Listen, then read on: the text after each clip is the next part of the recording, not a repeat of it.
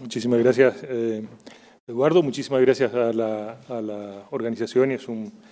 privilegio poder hablar en esta escuela, que es la primera vez que lo puedo hacer. En alguna ocasión he participado en muy buenas defensas de tesis doctorales, pero es la primera vez que tengo la posibilidad de presentar algo de mi propio trabajo y de los temas que me ocupan. Y en efecto, el título ya lo revela, Maldonado va a ser el protagonista, no uno de los protagonistas, sino realmente el protagonista de lo que antes comentabas como la puesta en crisis del modelo de la Bauhaus, o una de las puestas en crisis del modelo de la Bauhaus y de su recepción americana. Por eso es fantástico todo lo que nos ha contado Laura ahora, porque justamente en parte de lo que voy a hablar es de la reacción frente a estas continuidades o transformaciones de modelos pedagógicos en una de las que se supone que iban a ser las continuadoras de este legado de la Bauhaus, que es la Hochschule für Gestaltung en Ulm. Pero ya digo, a través de la crítica que formula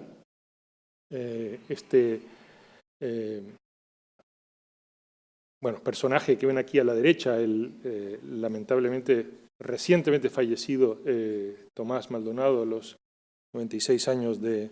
edad, pues se transforma, digamos, ese legado de lo que era una mera nueva Bauhaus hacia la formulación de nuevos objetivos que tratan de dar respuesta a nuevos problemas del mundo contemporáneo de, sobre todo, los años 60 y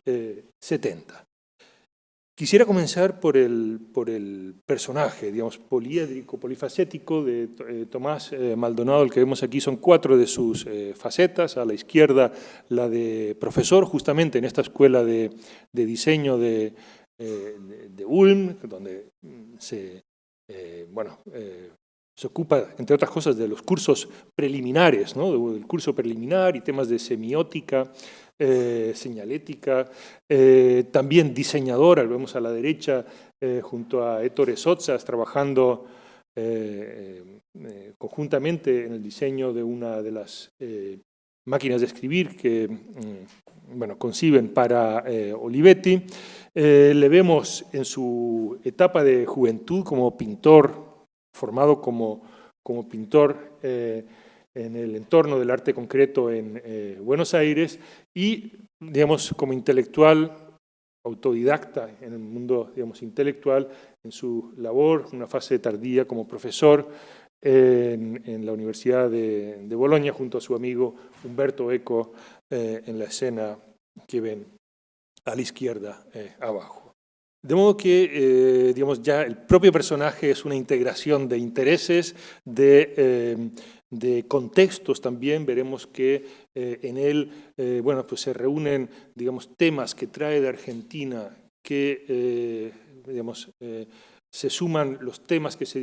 debaten en Ulm. Tiene una tercera etapa en Princeton y acaba finalmente estableciéndose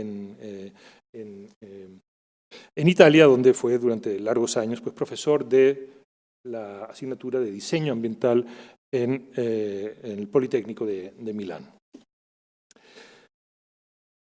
El primer tema es la continuidad de la Bauhaus en la Escuela de Diseño de Ulm. Para quienes no lo conozcan, la gran diferencia entre la Bauhaus original y, digamos, su continuadora en la posguerra en la República Federal de Alemania, en una Alemania dividida por los dos grandes bloques, es, digamos, la carga moral que obtiene de pronto el diseño a través de, pues la fundadora, ¿no? Quien concibe la escuela, que es Inge Scholl, hermana de 2 mártires, podríamos decir, de la resistencia contra el régimen nacionalsocialista, que habían formado esta agrupación de resistencia, la Weiße Rose, la Rosa Blanca, y que habían sido,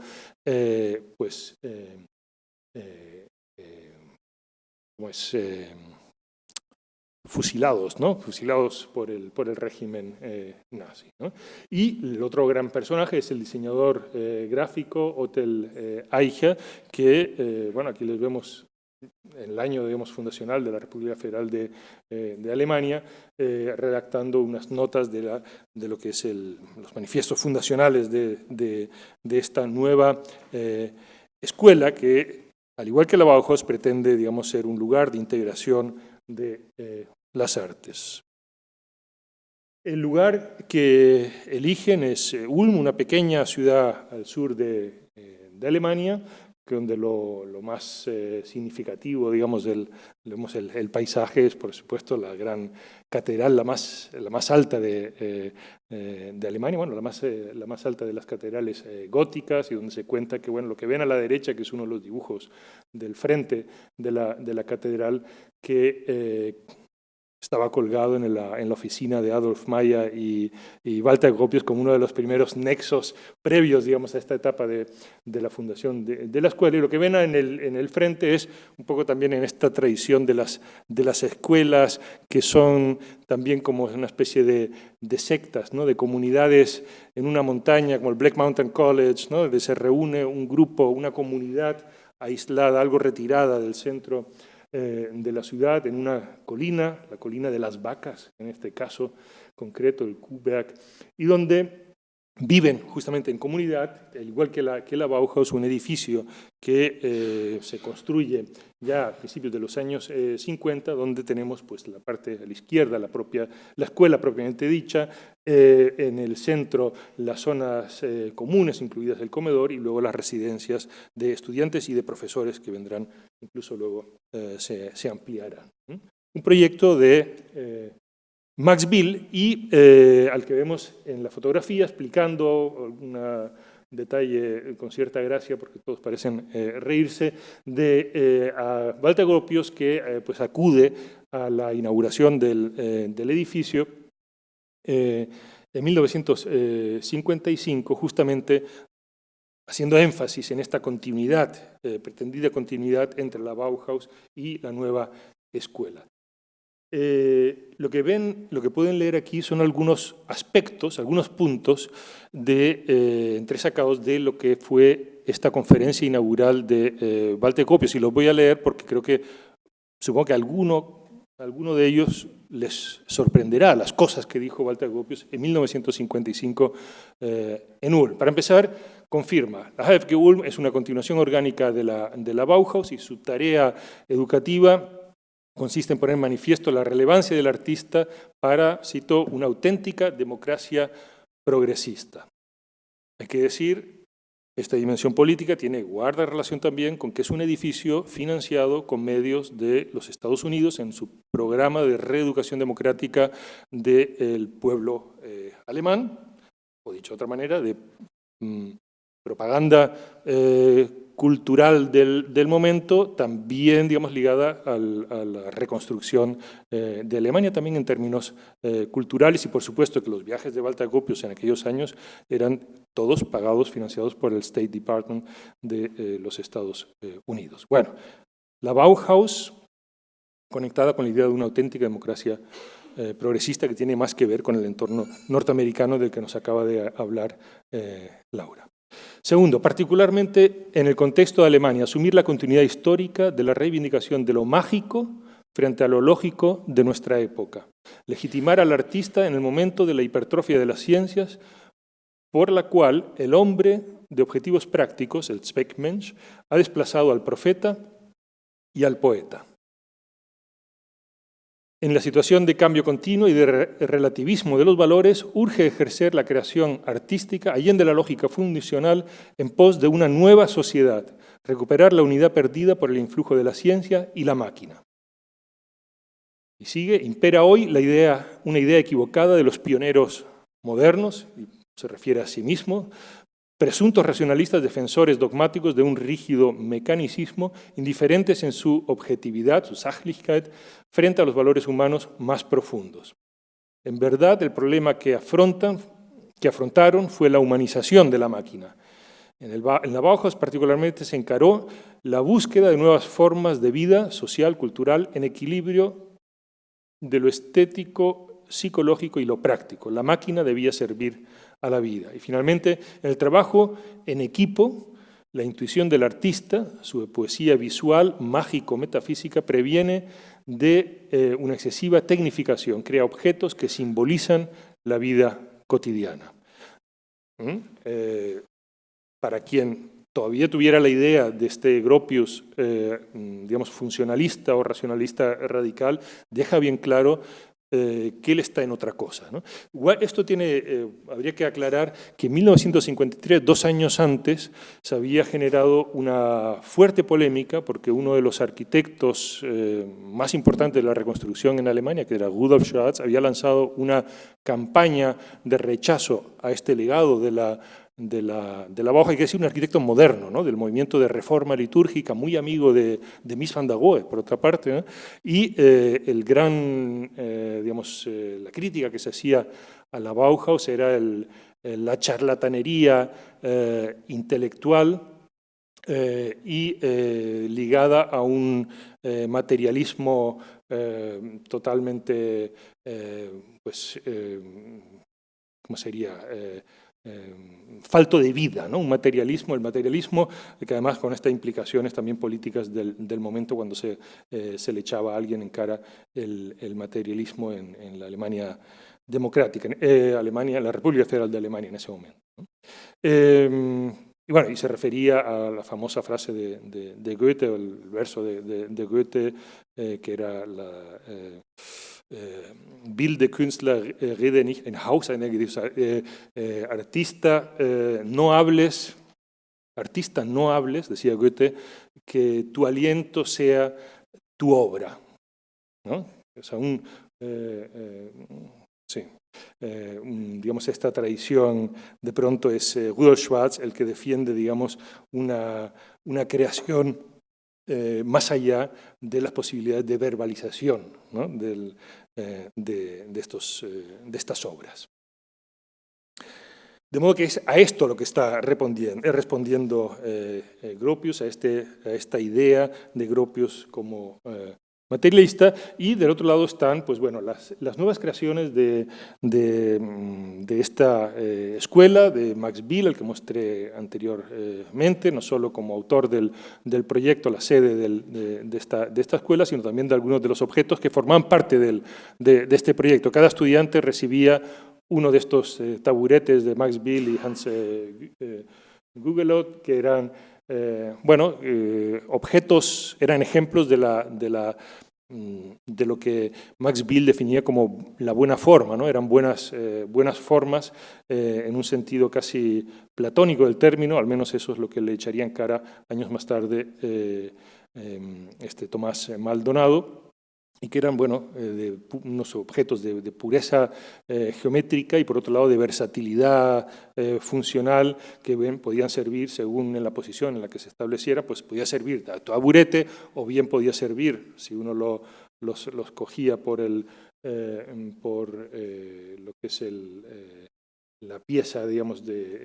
cilíndrica que une los laterales, pues se podía servir para llevar los libros de un taller a otro, o bien dispuesto en horizontal sobre la mesa, pues podía servir de atril para los profesores cuando dan sus clases, es decir, objetos de una cierta neutralidad funcional y, digamos, de gran pureza geométrica y por otro lado, una altísima calidad en la ejecución artesanal de estos objetos. Un Max Biel que, hay que recordar, también fue alumno de la Bauhaus, pero curiosamente no de la Bauhaus de Gropius, sino de la Bauhaus ya bajo la dirección de Hannes Meyer, con lo cual estamos ahí en un extraño espacio en el cual se empiezan a confundir también las diferentes tradiciones de las que hemos estado hablando continuamente en el día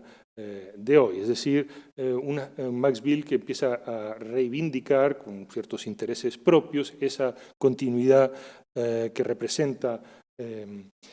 Gropius en ese momento de una Bauhaus norteamericana, pese a que efectivamente donde había estado era en esa otra Bauhaus del pensamiento y de la metodología científica y del pensamiento materialista, precisamente bajo la dirección de Hannes Meyer. Vemos que ahí tenemos unas ciertas contradicciones. Y tenemos también las imágenes de los responsables de algunos de estos cursos preliminares, ¿no? Antes comentaba algunos de los estudiantes de los ejercicios de calentamiento y de desinhibidores de la creatividad que llevaban dentro los estudiantes, ¿no? De ahí para sacar cómo era el buen salvaje del que hablaba Eduardo Prieto, a través de estos ejercicios que liberaban, digamos, esa creatividad potencial. Por un lado, con Johannes Itten, a cargo de los primeros cursos preliminares de los primeros años, o bien también Joseph Albers, ya a mediados de los años 50, en la nueva sede diseñada también en la sede diseñada por Max Bill. Precisamente también ellos, hay que decir, enviados desde Estados Unidos dentro de estas colaboraciones, y vuelvo a traer esta imagen que vimos antes, nos mostró Laura, para aclarar este fenómeno, digamos, de transferencia de una Bauhaus americana a la República Federal de Alemania, donde Joseph Albers además escribía los informes, ¿no? Y informaba sobre los estudiantes extranjeros que participaban en los cursos. No llega a ser un espía, pero sí que tenía que rendir cuentas a quienes, al fin y al cabo, le estaban pagando sus actividades en Ulm. En este contexto es que aparece Tomás Maldonado, quien, ya digo, formado en este entorno del arte concreto en el Río de la Plata, específicamente en Buenos Aires, pero con gran influencia desde desde Montevideo y toda la escuela de Torres García, en principio, de la que luego acaba distanciándose, y que en 1948 viaja a Europa, visita a Bill en Zúrich, cuando todavía no se había creado la escuela de Ulm. Entablan relaciones, se entienden muy bien. 2 años más tarde se fundan una editorial con el nombre de Nueva Visión, y hemos oído varias veces, ¿no? Nueva Visión, que es el título que se le dio al último de los Bauhaus-Bücher de Moholy-Nagy en Estados Unidos, el New Vision, y que luego ellos hacen suyos para esta versión de la revista homónima. O sea, la editorial se llama Nueva Visión y también la revista, y bueno, ya vemos en la primera entrega, vemos varios personajes ligados a la Bauhaus, a la historia de la Bauhaus, desde Max Bill, Henry van de Velde, y la presencia de profesores de la Bauhaus es constante en esta revista en estos primeros años, y que continuará dirigiendo Tomás Maldonado una vez instalado, a invitación de Max Bill, en Ulm como profesor. Informa sobre lo que está ocurriendo en Ulm y destaca esta dimensión de lo que llama la educación social del creador en la Escuela Superior de Diseño. Es decir, aquello, lo dije antes, la dimensión moral que le atribuyeron Otto Laicha y Inge Scholl a la formación de los diseñadores, que expandieron, digamos, el programa. De alguna manera ya comenzaron a reintelectualizar la formación del diseñador, trascendiendo, digamos, lo que era la mera actividad de taller a la incorporación de teorías sociales, de cuestiones políticas, de enfoques científicos al diseño. Un buen ejemplo de ello son las clases de Max Benz, un filósofo de la información muy célebre y muy importante en aquellos años, que venía de Stuttgart y que dio clases de lo que decía la sección de información, que venía a ser como una especie de sección de periodismo, pero desde un enfoque filosófico de la cuestión de la información, y además ligado también ya a nuevas tecnologías de la información que aparecían. También el esquema del plan de estudios de la HFK Ulm era circular, pero vemos abajo que ya incluía algunas categorías como la política, la historia contemporánea, la filosofía, la psicología, la economía, toda una serie de elementos. Además invertía el orden, ¿no? En el centro está la Grundlehre, que es el curso preliminar básico, luego las diferentes disciplinas propiamente dichas, y luego como el contexto cultural en el entorno, hasta, ya digo, las la economía, la política o la sociología como componentes de la formación de los nuevos creadores, diseñadores, arquitectos en esta escuela. Sobre esta Grundlehre, es decir, sobre la continuidad de la idea del curso preliminar entre la Bauhaus y la nueva Bauhaus, bueno, hubo división de opiniones y Tomás Maldonado fue el encargado de redactar un informe al respecto, de acuerdo a lo que he señalado en amarillo, esta especie de formación o pedagogía o programas didácticos de una, según la Bauhaus, pero americana, ¿no? La versión americana según la Bauhaus, y decía, bueno, en el punto 2, uno de los objetivos principales es borrar cualquier huella de una formación verbal. Dice, hay una continuidad del expresionismo en las artes y la literatura, en esas nociones pedagógicas, y finalmente concluye que es un programa que ya no es actual, ¿no? A mediados de los años 50.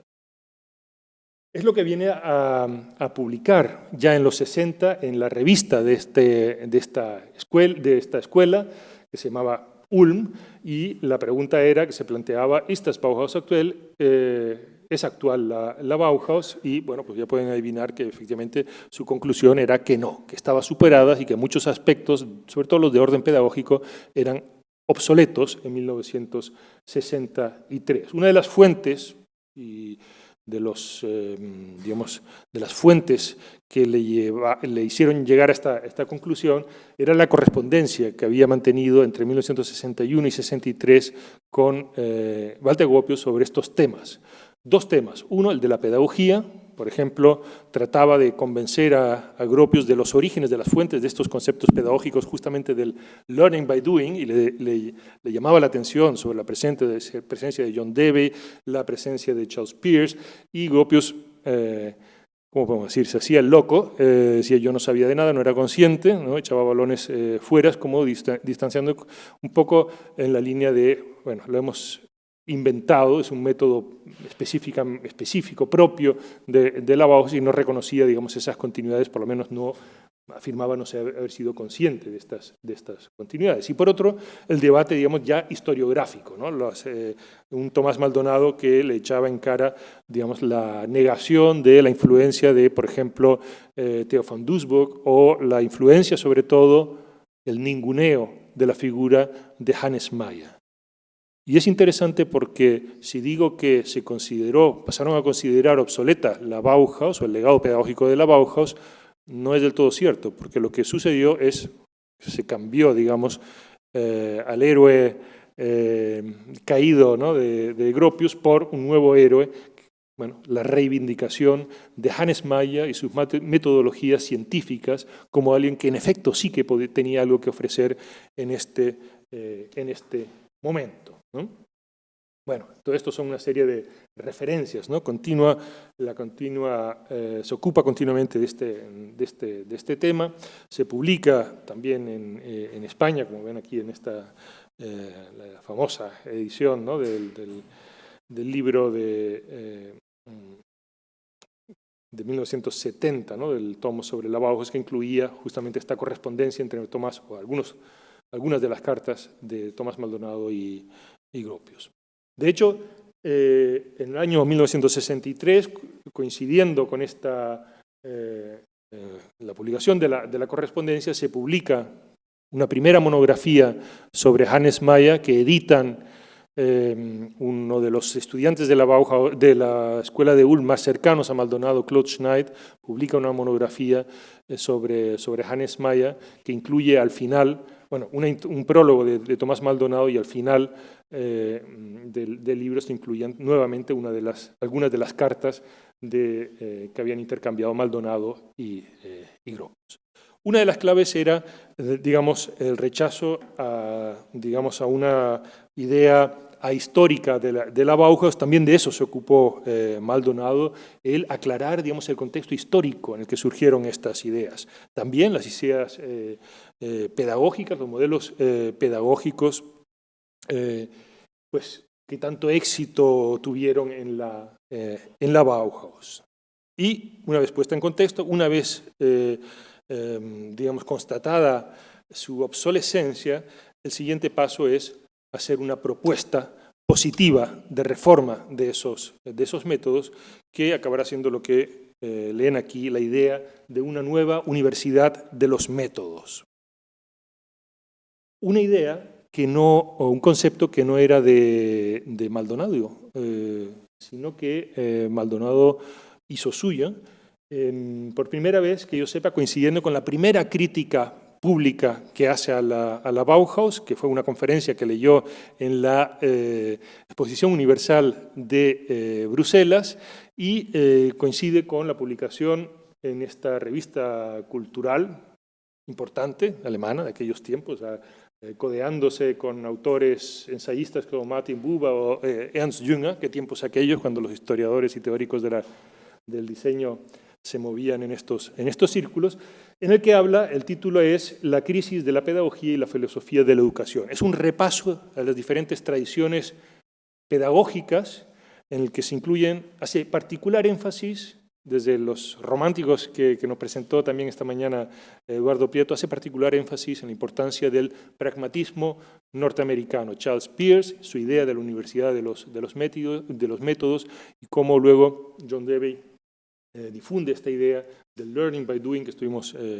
ya escuchando hace un momento a través de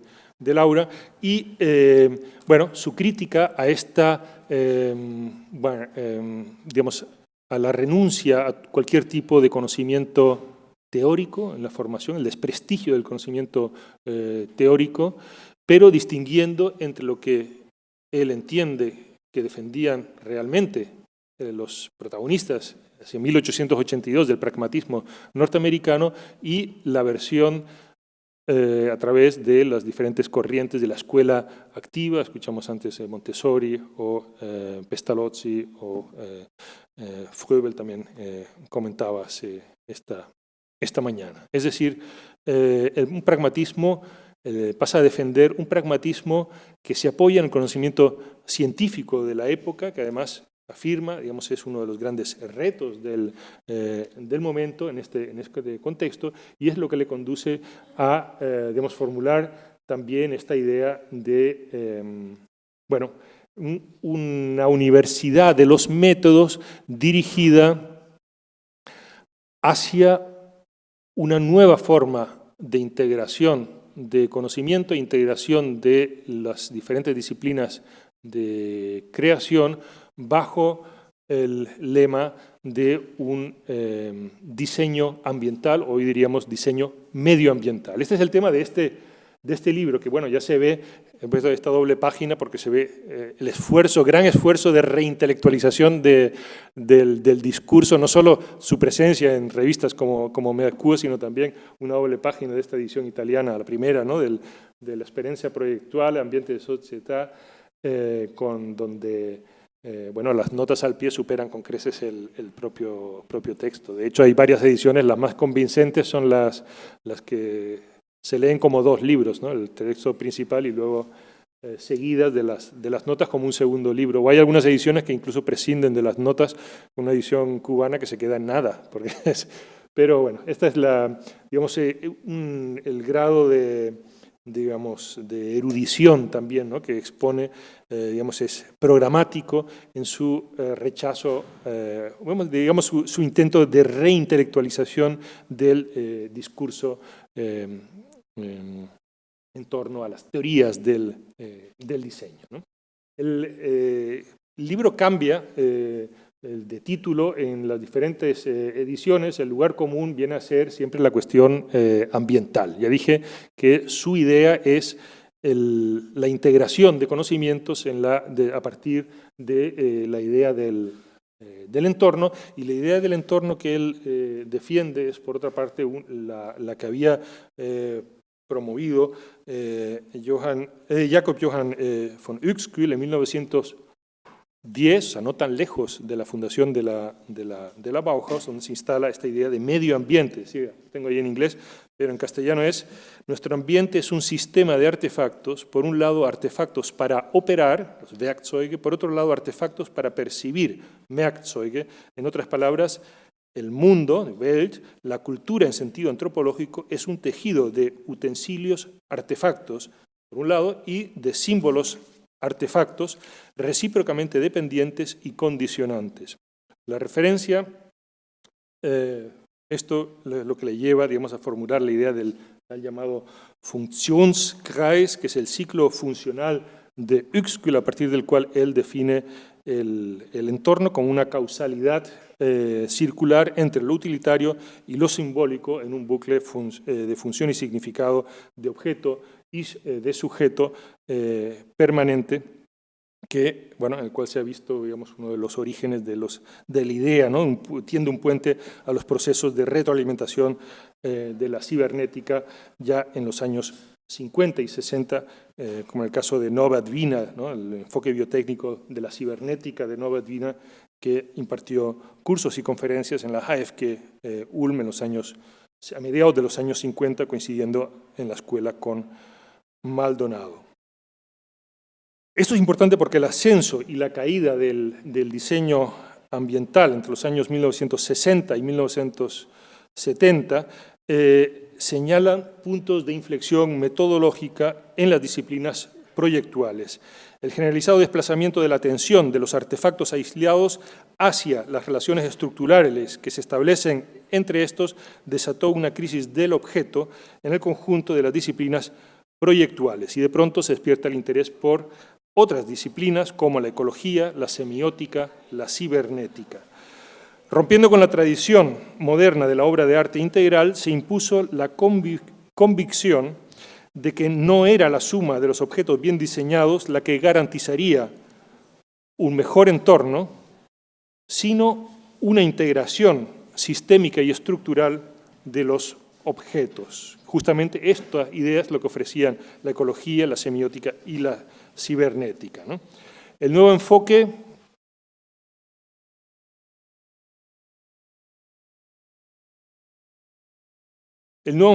era además expresión de una crisis de sentido entre los proyectistas descontentos con su rol subalterno en el seno de una sociedad de consumo que un marxista como Maldonado tildaba de tardo capitalista. El superficial styling de la forma, y el Bauhaus Stil era una de estas formas de styling, no hacía más que fomentar el consumo, mientras que las modas se ocupaban de acelerar la obsolescencia formal de los productos. El nihilismo de este proyectar sin esperanza era para Maldonado alienante y frustrante a la vez. Por el contrario, el nuevo paradigma del diseño ambiental despertó las esperanzas de todos aquellos proyectistas ansiosos por contribuir a una transformación de la sociedad mediante la reconfiguración estructural del entorno. Este, digamos, era el proyecto implícito en la idea del diseño ambiental. En la práctica de los cursos en Ulm era bastante similar lo que se producía a lo que hemos estado viendo en los cursos preliminares, sobre todo de la etapa norteamericana, ¿no? Incluso la cercanía a Bill, o sea, se produjo, digamos, un sonado, digamos, encontronazo entre los partidarios de Max Bill y los partidarios de Maldonado, que acaban, digamos, con una revolución de Palacio, y acaba Maldonado, que había llegado invitado por Max Bill, acaba renunciando Max Bill. Sin embargo, si vemos algunos de los ciclos de esculturas de Max Bill, son exactamente los ejercicios que hacía Maldonado luego con sus estudiantes, que es estos estudios topológicos sobre la división las posibilidades de división de una esfera, como esta respuesta que daba a este problema el estudiante chileno Eduardo Vargas en uno de los cursos de Maldonado ya a finales de los años 50. El libro de Tomás Maldonado, muestro aquí la portada de la edición norteamericana, llevaba el título Design, Nature and Revolution Toward a Critical Ecology. Es, digamos, particularmente interesante porque fue un libro que finalmente Maldonado acabó escribiendo a medias entre Italia, y su nuevo destino como profesor, que fue la Universidad de Princeton, que en finales de los años 60, en 1966, le había invitado a dictar una conferencia sobre el tema del diseño ambiental, que tuvo tanto éxito que lo ficharon, le contrataron para impartir ahí cursos sobre este tema, una invitación, por cierto, a través de uno de los estudiantes argentinos de ese momento en Princeton, que era Emilio Ambás, del que hablaré más adelante. El personaje, digamos, que le invita es precisamente el decano de ese momento de la escuela de Princeton, en que lleva ya algún tiempo trabajando sobre esa nueva noción del diseño ambiental. De hecho, él publica en 1967, coincidiendo con la presencia de Maldonado en Princeton, este libro sobre Study of Education for Environmental Design, que es como el nuevo programa, ¿no? El nuevo programa de la escuela, donde, bueno, lo que ven ahí, se producen de pronto, hay cursos de, por ejemplo, Guedes con Tony Whitler sobre The Man-Made Environment, es decir, la recurrencia de esta idea del ambiente en estos años, y se han conservado, él vive todavía, se han conservado sus notas de los cursos de Maldonado, donde Guedes, el decano, iba a tomar notas, pero no solo él, sino, como me confirmaron, pues algunos otros entonces todavía jóvenes colegas de Maldonado en Princeton, que eran Kenneth Frampton, eran Tony Whitler, eran Alan Colquhoun. Realmente, digamos, desconocemos como los grandes académicos de los años 70, 80, ¿no? Hasta la actualidad. Pero en ese momento pues estaban comenzando en Princeton, y realmente Maldonado era el que estaba dando ese giro, digamos, a la escuela. Curiosamente, en esa primera página de las notas de la primera clase que dicta Maldonado en Princeton, pues vemos ahí este esquema, ¿no? De la escuela Beaux-Arts, de la Bauhaus, y cómo sin haber tocado la Bauhaus en Estados Unidos, pues a través llega filtrado, ¿no? Y existen otras dos corrientes, que es Ulm, está Bartlett, como diferentes tendencias de cómo llega esta noción, esta nueva noción del diseño ambiental que promueve Maldonado a los Estados Unidos, ¿no? Y donde, bueno, está esa idea del subrayado ahí, el Man-Machine System, ese continuity, ¿no? La relación, digamos, estructural entre los objetos, entre los individuos, en esta continua retroalimentación de artefactos, individuos, objetos y sujetos, ¿no?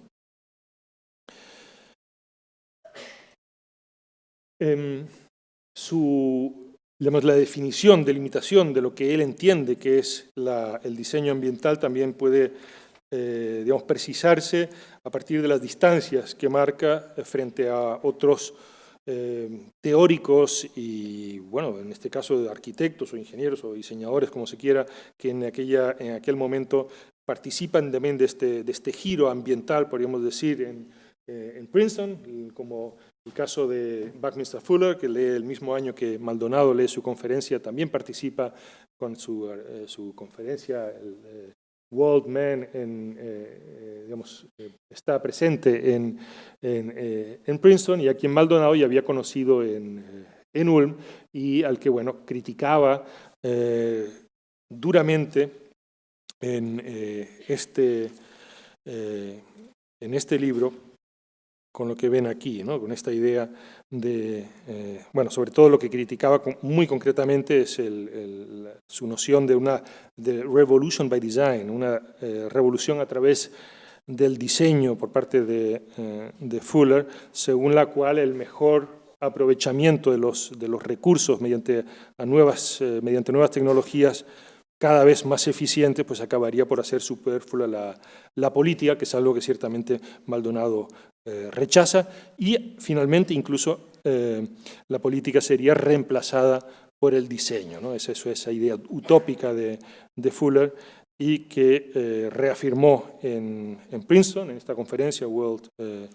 Man, y que ya digo que bueno, esta utopía de un hábitat completamente artificial, como en la burbuja, ¿no? La famosa burbuja sobre Manhattan, era a ojos de Maldonado, como ven en esta cita, expresión de un desmedido escapismo tecnocrático, del mismo modo que, otras propuestas de aquellos años también les criticaba desde el lado tecnológico una forma de escapismo, ¿no? O la crítica frente a sí, el inicio, digamos, podemos decir, del posmodernismo, ¿no? Entre los, ya dije antes, ¿no? los famosos colegas, Joseph Reichert lo olvidé antes, ¿no? Pero Alan Colquhoun, no todos fueron elogios a las teorías de Maldonado. También está la famosa crítica de Alan Colquhoun, que escribió en la revista de la Architectural Association un artículo titulado, seguro que algunos de ustedes lo conocen, que es el título Typology and Design Methods, tipología y métodos de diseño, donde rechazaba radicalmente, duramente las teorías expuestas por Maldonado, sobre todo en lo tocante a el rechazo de lo tipológico o la idea de el proyectar o el diseñar como un proceso de transformación tipológica frente a la idea de una posibilidad, efectivamente, de una invención que surge a partir de un análisis de los problemas, podríamos decir, que es lo que venía a defender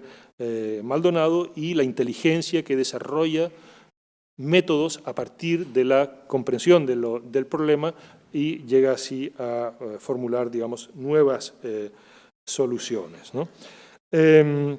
Este artículo es interesante, o fue importante, porque fue el punto de partida para Venturi, para Scott Brown y Eisner en su Learning from Las Vegas,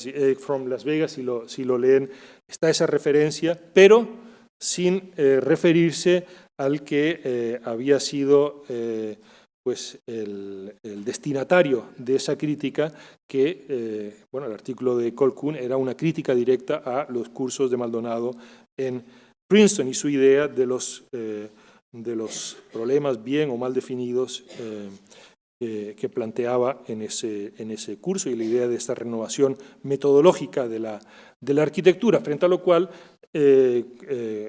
Colquhoun pues también planteaba sus dudas al respecto de si el rol de la arquitectura era solucionar problemas o no, y bueno, pues defendiendo la idea del tipo como el verdadero portador de significado arquitectónico, y en ese sentido reivindicando el valor simbólico e informacional de las formas arquitectónicas, ¿no? Bueno, es donde Venturi y Scott Brown digamos, se suman, digamos, a la crítica. En algunos de los artículos que escribe Dennis Scott Brown sí hay esas referencias a Maldonado, y a su vez Maldonado escribe cosas como lo que vemos aquí,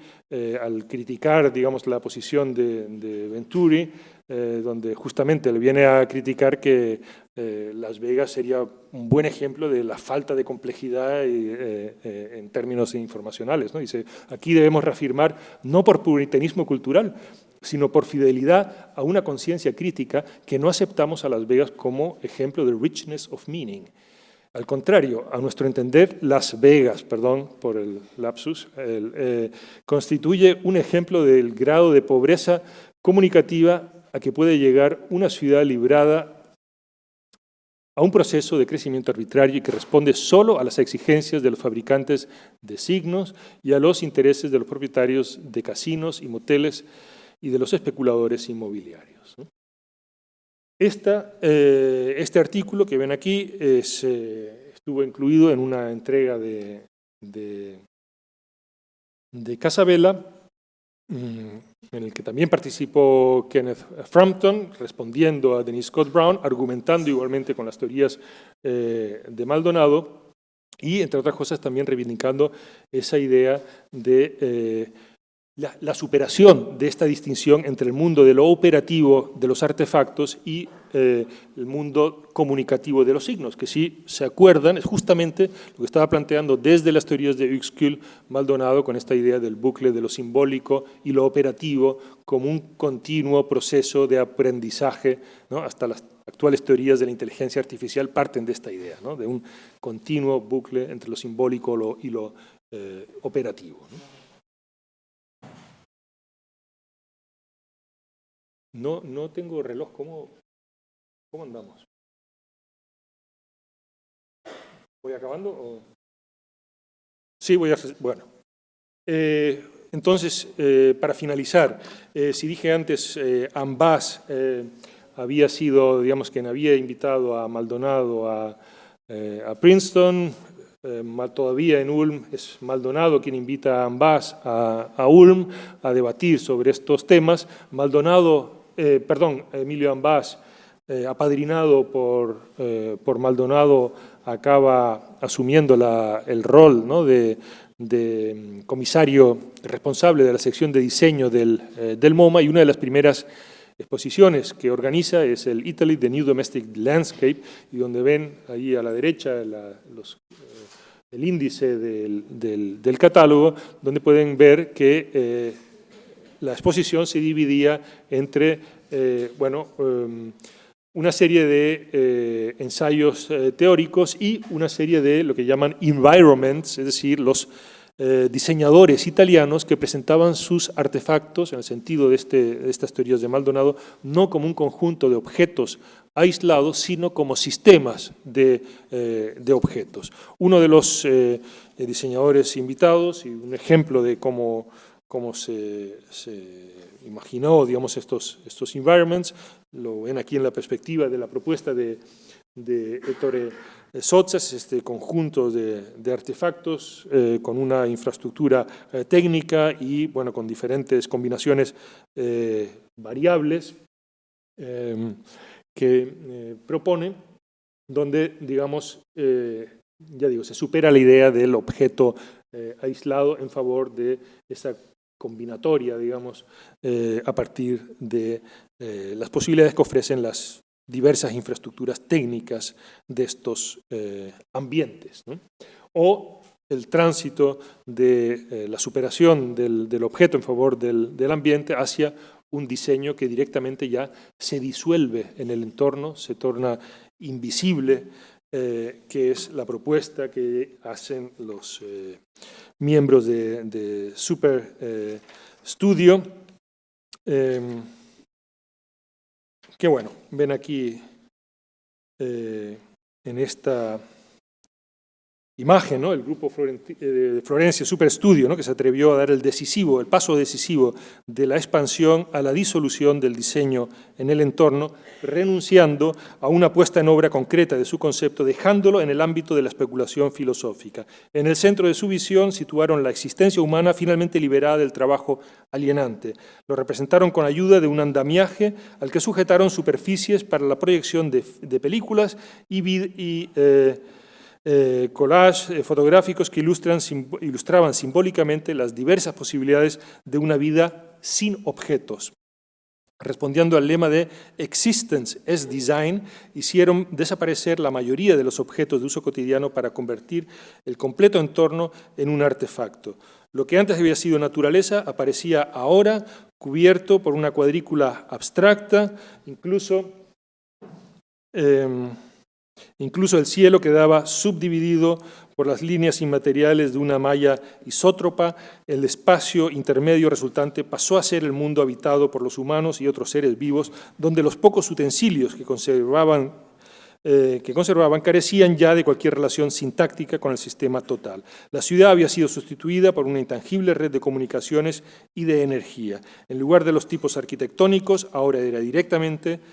directamente las diferentes formas de vida y de comunidad las que dotaban de sentido al nuevo paisaje artificial.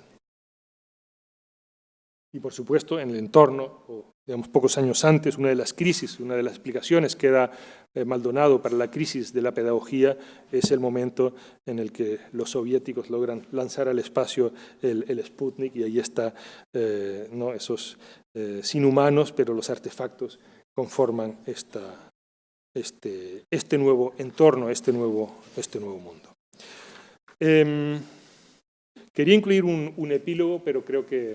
lo dejo aquí o lo dejo para otra ocasión. Espero que